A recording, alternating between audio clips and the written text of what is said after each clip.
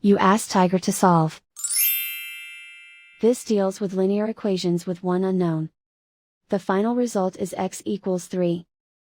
Let's solve it step by step. Simplify the expression. Expand the parentheses. Multiply the coefficients. Simplify the arithmetic.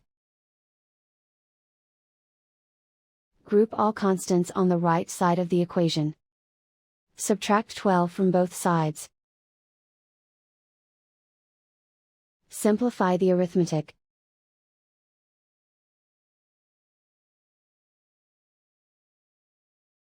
Isolate the x. Divide both sides by 9. Simplify the fraction. Find the greatest common factor of the numerator and denominator. Factor out and cancel the greatest common factor. And so the final result is x equals 3.